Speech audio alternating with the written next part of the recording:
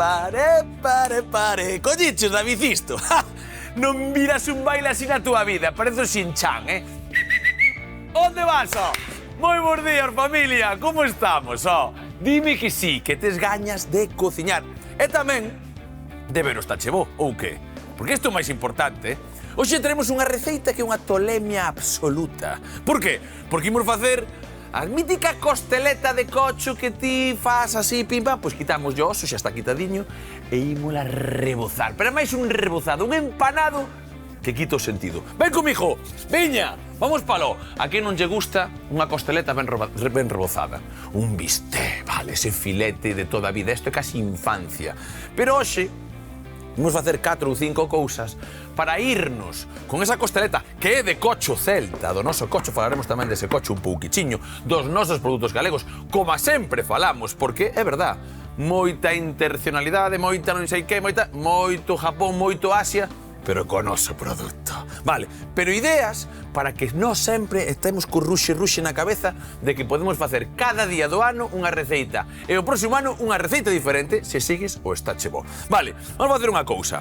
Comezamos facendo o de sempre, mirando un pouco cales son os nosos ingredientes doxe, non son moitos, hai unha salsa ben bonita que vai acompañar calquer cousa e que tamén falaremos un pouco dela porque se facemos a original estaremos aquí 4 días. Ahora falaremos, xa veredes. Vale, nós por aquí un chisco de fariña e de panko, que é un xa algo diferente, que é rebozado, agora tamén diremos de que vai. Temos por aquí esas costeletas de cocho celta, un pouco de limón, temos allo, temos tamén ovos, temos un pouco de mazá, temos ketchup aquí, vale? Vamos a empezar a traballar xa con cousas un pouco diferentes do que farían eles. Temos un pouco de soia e de vinagre, temos mel, temos salsa inglesa, que os japoneses seguramente non empregaban, pero ahora saberemos tamén o porqué, un pouco de mostaza, neste caso xenxibre en pó, arroz e un repolo rizo, para que todo saia no seu sitio.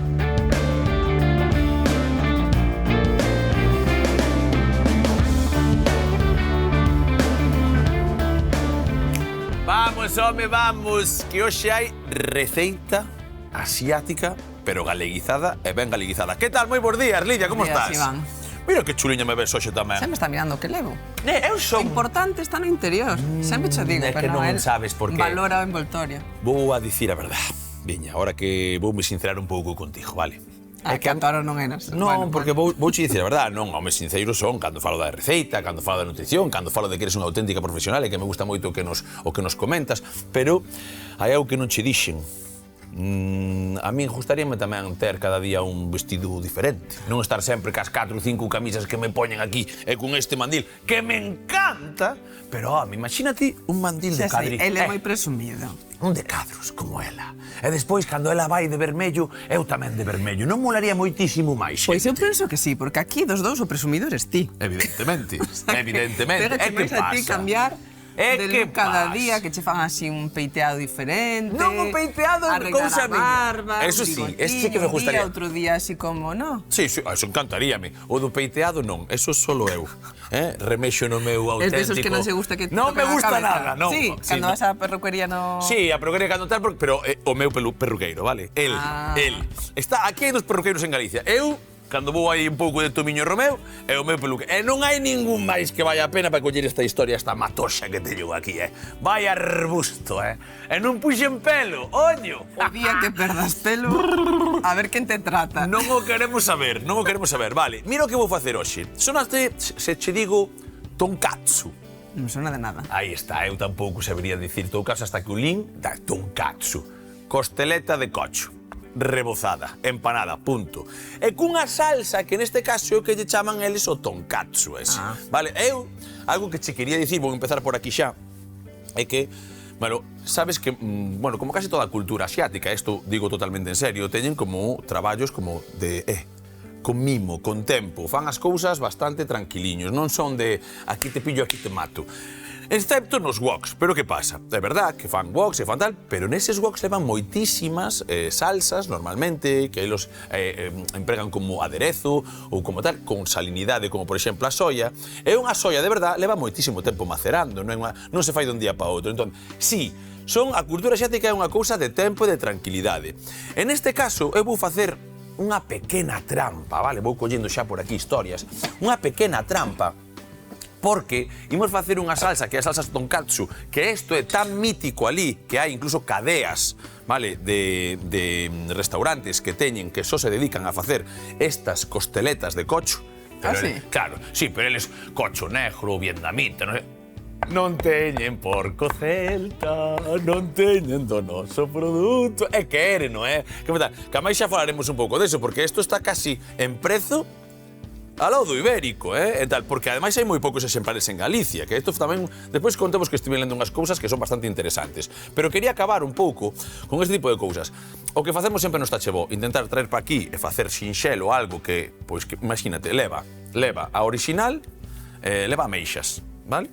Leva moitas veces unha salsa de ostras que fan a base de peixe, que nós poderíamos empregar, pero eu hoxe vou meter a salsa inglesa, que ten un toque a anchoa, e polo tanto xa estamos xogando un pouco con... E que fago se non teño? Leva mazá. Leva apio, cebola, allo, xenxibre, leva shiitake polo tema do umami, leva kombu tamén, esa alga, e fan aí un remexido. É todo umami, tamén a salsa inglesa, o kombu, todo. Vale, entonces, van macerando, tal. Pois eu vou facer unha cousa con ketchup, un pouco de mel, un pouco de salsa inglesa e cunha mazá que poderíamos compotar perfectamente na... Como se chama? No microondas, pero xa vou facer aquí cun poquinho de mel e un pouco de limón, que quero que ti, por exemplo, me vayas facendo o zume dese limón. Veña, perfecto. Polo tanto, nós, como a case sempre, collede, mira, esta receita é unha receita, é unha ibanada. Ibanada, que queres? Toma, un coiteliño para ti. É unha ibanada de todo, Lidia? Por que digo ibanada? Porque isto estou inventando, pero eu xa fixen na casa. Cando vas facendo historias e din como pode quedar, faltábame hoxe un pouco de xenxibre fresco, pero teño en pó, así que dame absolutamente igual, porque ao final non é outra cousa que deshidratar o xenxibre. Así que unha boa esperexada dese xenxibre e tamén nos valería. E o que vou empezar é facendo con ese chisco de limón, vale, esta salsiña, que, como xa sabedes, unha compota de mazá non ten outra cousa. Así que facemos o seguinte, mirade, por aquí, un chisco de lume xa. Veña. Que a salsa esa inglesa ten un nome impronunciable, non sei se sabes pronunciar. Eu xa non dixo.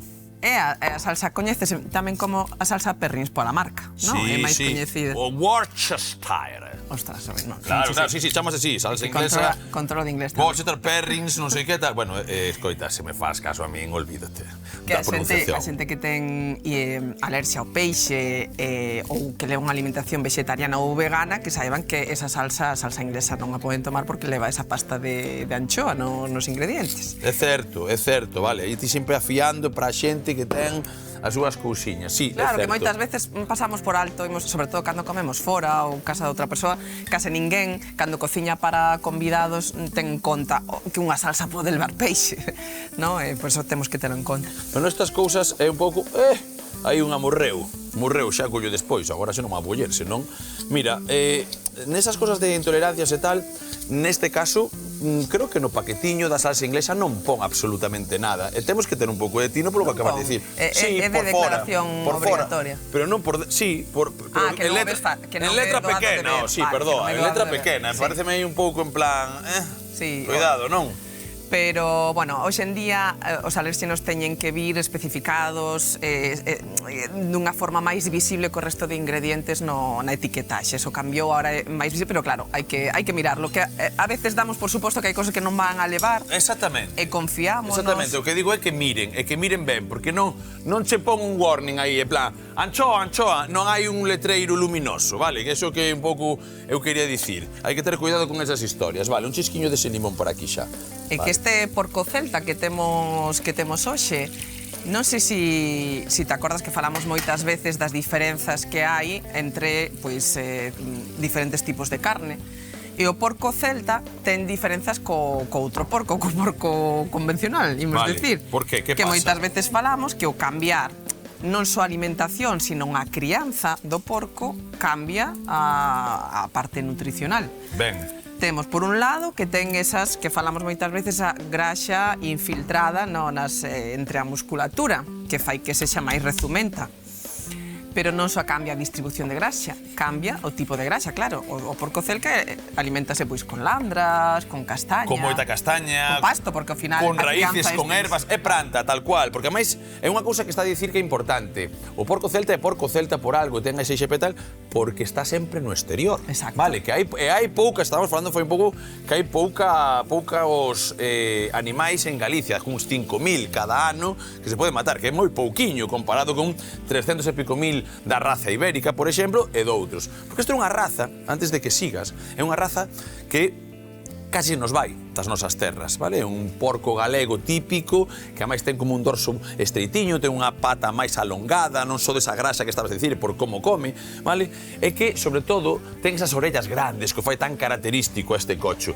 De feito, había unha cousa importantísima que me causou sensación, que era que daban tan pouquiños, que daban un poucos na Serra do Uribio, aí en Lugo, e outros na Costa da Morte, ata chegar a 190 exemplares, e a partir de aí hai xente que dixo: vamos a carpadearse esta raza, vamos a facer tal, e ten unha carne que, ademais de bonita, máis nutricionalmente enriquecida ou densa, ou como se diría, claro, non? O cambiar tanto a alimentación como a crianza extensiva cambia o valor nutricional. Por exemplo, ten máis vitamina B12. Por que a vitamina B12? Xustamente por ese tipo de crianza extensiva, a vitamina B12 o comen con bacterias que están presentes no solo, nos pastos. E ao alimentarse de forma extensiva, obteñen esa B12 polas bacterias que están presentes neses pastos. Deixeme ir collendo estas cousas. Pero os de crianza intensiva, ou non estar en contacto con pastos, pois a B12 obteñen dos pensos enriquecidos con vitamina B12 sintética. Que non ten nada que ver. Que quitar o cocho do seu medio natural, por eso temos que enriquecer os pensos. Pero os que están criados en extensivo, pois non, xa obteñen de xeito natural esa B12.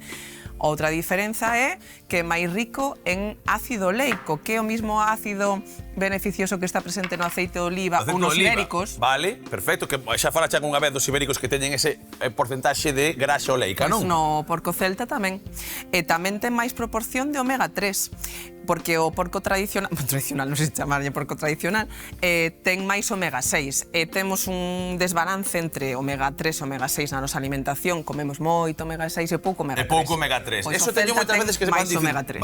Vale. Que favorece este equilibrio. Interesante tamén ese tipo de cousas, vale? Pero entón, estamos a falar que sería unha carne mellor que do cocho normal branco, non? Entón, tamén un pouco máis cara. Tamén vamos a falar un pouco de todo. Claro, pero o tipo de crianza é diferente. É criar pois un porco no seu medio natural, non? Tal cual. Vale. Deixemos un segundiño, porque xa falamos algunha vez da importancia tamén de remollar un pouquichiño o arroz branco. Neste caso, un arroz que é un arroz jazmín, un pouco máis longo, aromático, e que é importante que se vaya tamén facendo das súas aquí con esa auguiña para que se limpe, e que ademais de que se limpe, vale, vaya collendo un pouco de hidratación. Isto témolo por aí. Colleme tamén un pouquichiño desa soia, non, isto por aquí, e agora xa colleremos. Oxe, outro día falábamos do que me empezaba a gustar o tema da col rizada en cru.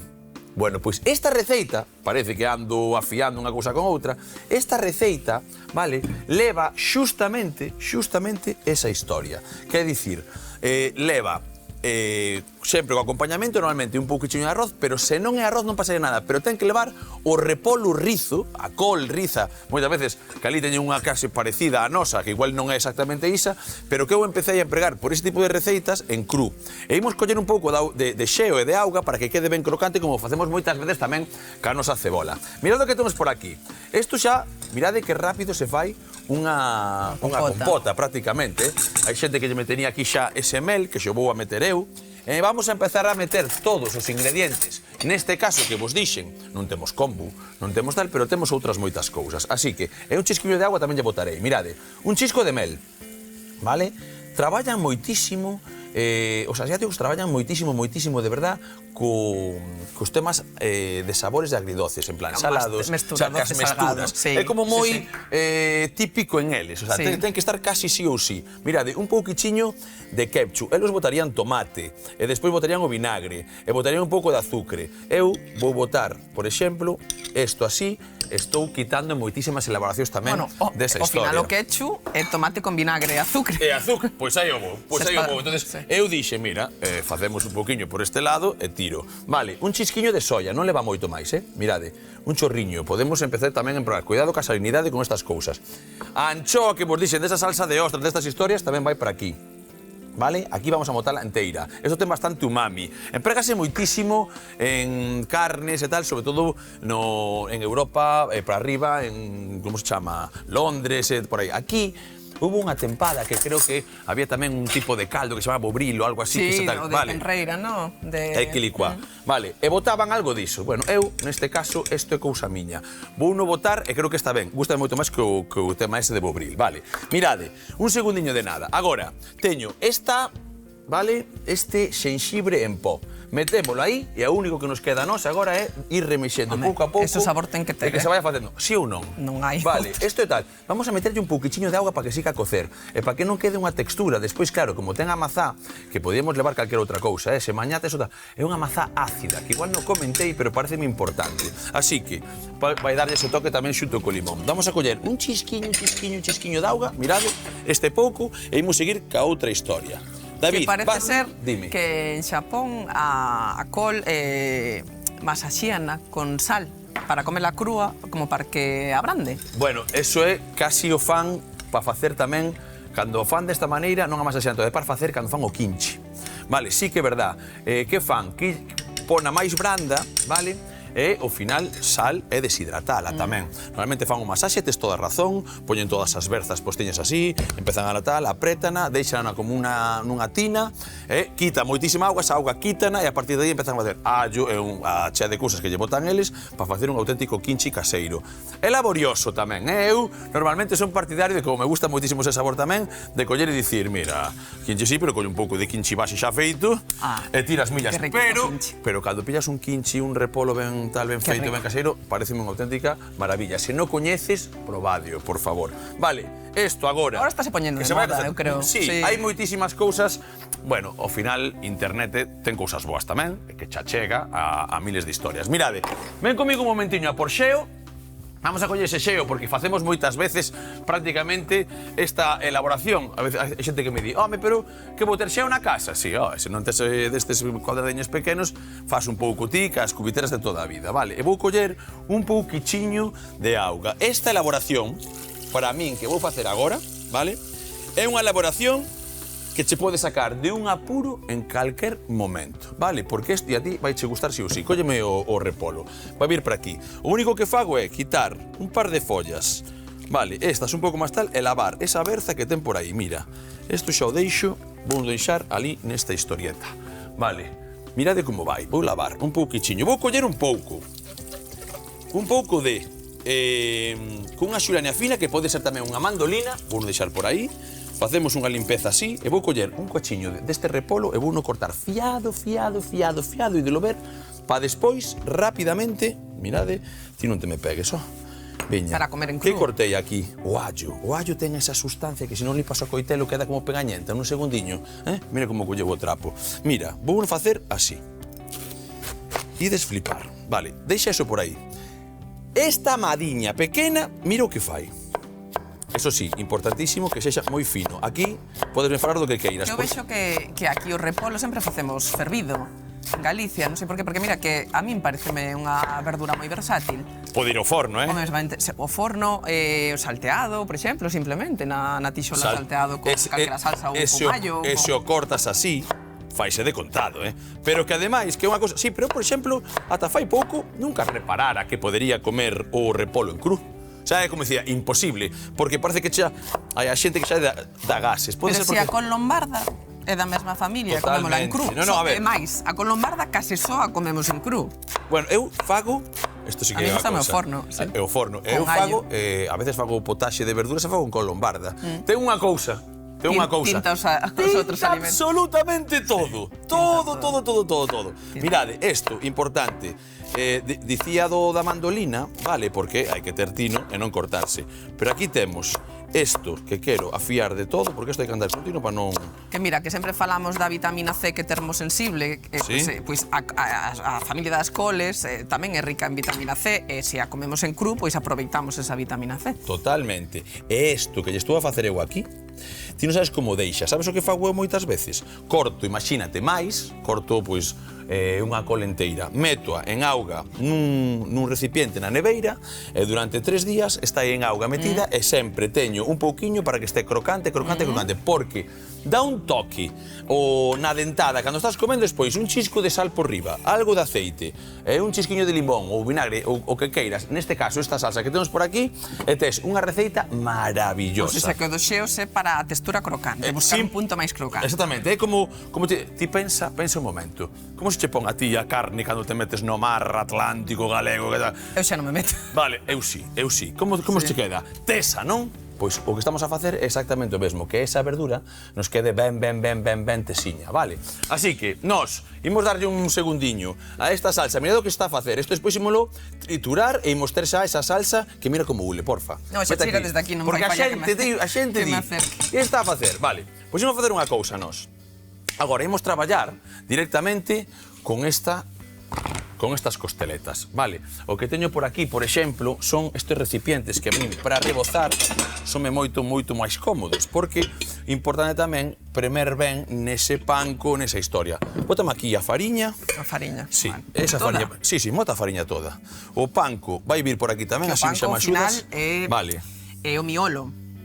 É como pan relado, pero empregando só miolo. Quer dizer que podemos facelo cun pan, non? Do día anterior, un pan galego. Sabes cal vai moi ben? O pan este de molde, que tamén debe ter, pero o pan galego, ese miolo, que hai pans que teñen máis ben deshidratado, incluso un pouco no forno, e un pouco así metendo un cañonazo, temos panco para todo o mundo. Que fai isto? É máis crocante, nada máis e nada menos. Así que, o que fago eu tamén é, mirad, eses ovos que teño por aí, imos metelos aquí, vale? Imos facer unha cousa, xa abrimos aquí directamente, vou meter un toquetazo por aquí. Que moita xente pregunta que mellor o miolo ou a codia? Que máis dá? O sea, o ingrediente é o mismo, simplemente que a codia, ou estar deshidratada, porque é o que está en contacto con o exterior, está máis concentrado, ¿no? Que o miolo. Tal cual. Eu lembro, cando era pequena, moita xente que quitaba o miolo como pensando, non, isto é o malo do pan, e quitaba o miolo e comía só a codia. Te caches algunha vez eso? Sí, sí. Para nada, é igual. O miolo engorda máis. Isto é a mítica que se dicía. Mira, para nada, e ademais, se buscamos unha comparativa, que é ridículo facer esa comparativa, sairía peor a codia, porque a codia ao final está máis concentrado, estar deshidratada ten menos agua que o miolo está máis concentrada. En todo caso sería o contrario. O sea, pero non hai que facer diferenciacións. Vale, eso seguramente sexa porque como que parece máis mullida e tal, e porque moita xente que pasaba da codia, hai de todo, hai xente que lle gusta máis a codia, iba ao miolo e comía o miolo por dentro. Era un rato, o rato da mesa, sabes? O rato da mesa que vai comendo no miolo. Bueno, pois as cousas como son. Pois aquí imos facer o de sempre, vale? Un rebozado de toda a vida. É que isto leva un pouco de sal. É verdad que en Asia a veces botalle un pouco de leite aquí ou se pode... Neste caso nós creo que non fai falla. Temos perfectamente posto as nosas 3 figuriñas. Mirade como che vai isto. Temos que meter tamén o arroz que vou ir metendo xa de contado. E imos facer o seguinte, mirade. Normalmente isto é a costeleta de toda a vida que vai sen oso. Entón teño que mirar un pouco como vai de forma. É verdad que teño un carniceiro macho que é unha auténtica historia. Carliños é unha auténtico máquina. Entón o que podo facer é, se algún pelexiño como este me queda por aí, quitalo. E eles fan unha cousa moi interesante que é darlle, en vez do coitelo, un pouquichiño, así, vale? Simplemente, isto é moi asiático tamén. Para facer que máis superficie. Para que quede con máis superficie e para que quede como un pouco máis despois tal. Pero que pasa? Tes un cocho celta como nós, non hai nada que facer aí, vale? Polo tanto, o que facemos é darlle unha primeira embanada de fariña. Para que isto? Que moitas veces falamos e tal, para que tal a xente que está empezando a rebozar? Porque as nais e as aboas e os pais saben perfectamente. Pero hai outra xente que non sabe. Para que? Para que colla ben o rebozado agora. Basicamente é iso. Déixame coller un garfo... Por esa orde importante, claro, non? Home, vamos a ser unha importante. Que hai moita xente que comeza a cociñar e fai no ao revés, líase de cal é a orden para o rebozado. Bueno, pois neste caso é tan sinxelo como que se embadurne ben nese ovo, porque agora o truco do panco é premer un pouco. Por eso lavei un pouco as maus, non quero humedecelas porque senón mancho moitísimo e daqui vai directamente para aquí. E aquí faise así, mirade. Metemos e sede xenerosos, por eso eu traballo neste tipo de superficies ou de fontes porque é moitísimo máis fácil agora para premer, se non andas para un lado e para outro e vas manchando. Así que agora, deixademe aquí, que non queda nada, triturar aquelo, facer o rebozado de todas estas historias, temos xa eso posto, poñer a cocer o arroz e nun chisquilichasqui, estamos aquí. Mira como queda isto así, pues sí, ben remexido. E viña, home, viña. Dalle aquí a esa historia. Vale, nas frituras, como a case sempre, cuidado co aceite. A temperatura do aceite é esencial para que non enchope demasiado aceite, que moitas veces dicimos é que cando fritimos é moi pouco saudable. Se frites ben, tampouco colle o aceite necesario. E se fríes con aceite decente, que outras cousas importantes. Oliva ou bagazo de oliva, sin que chega a queimarse quente, pero sin que chega a botar ese fume branco. Exactamente. Mirade que cor está a coller o noso tonkatsu. A nosa costeleta, que é auténtica maravilla, é como croque. Sabes como fan aí nas redes? Que fan clink, clink, que escoitas así, clink, clink. No. Buah, é unha auténtica maravilla. E acompañado sempre de verduras, as frituras. Como... Sobre todo na cova. Vale, ben, eso está moi ben que o digas. Por exemplo, porque hoxe estamos facendo ben. Mira, mazá, pouco de ketchup, pouco de tal. É a nosa, bueno, sí. é o noso repolo. E se queremos un pouco de cenoria, metemos cenoria. E temos un chisco de arroz tamén, temos por aí un cereal. Ou ensalada coa Queda perfecta, a coleslaw, que tal a veces bótase de mazá. Vale, apago ese arrociño.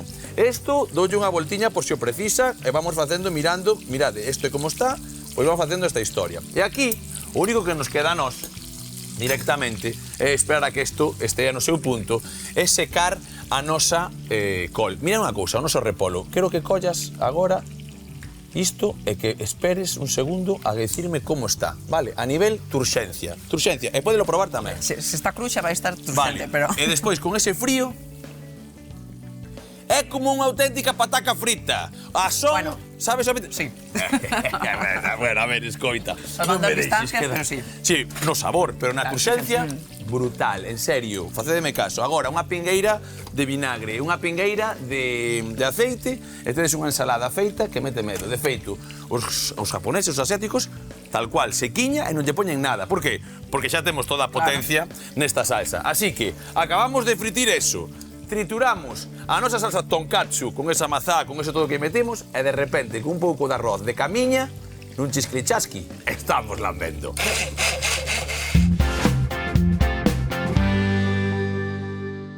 Hoxe cociñamos costeletas de porco empanadas. Comezamos facendo unha compota de mazá verde nun cazo, engadíndolle un chisco de aceite, zume de limón e un dente de allo, remexendo o conxunto para de seguido incorporar mel, ketchup, salsa de soia, salsa inglesa, mostaza, xenxibre en pó e un chisco de auga, cociñando así uns minutos. Por outra banda, cortamos o repolo ben finiño para pasar a un cunco con auga xeo e que quede ben crocante. De seguido, espalmamos co dorso do coitelo as costeletas para acabar rebozando en fariña, ovo e panko, fritindo en vez de aceite. Ao mesmo tempo que cocemos o arroz que tivemos en auga e o que lle quitamos o seu almidón. Só queda triturar a nosa salsa para empratar o conxunto e a papar!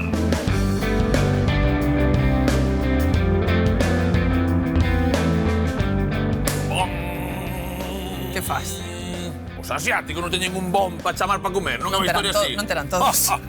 Como que non? Ven para aquí. Mirade o tonkatsu. Ollo que é tan crocante como unha pataca frita, ainda que digas que non. Hombre, poderei. Pero nós na casa non llevamos tonkatsu. Vai ser unha costeleta ben rebozada con ese panko, un chisquiño de arroz, un pouco dese repolo da casa e, sobre todo, esa salsa feita cun chisco de mazá e cun toque ácido, de verdad, moito umami, moito sabor. Crocante. Moito o que temos nas costeletas do Estáchebo. Aguriño! Buenísimo. Ai, Dios mío, ti sí que comes.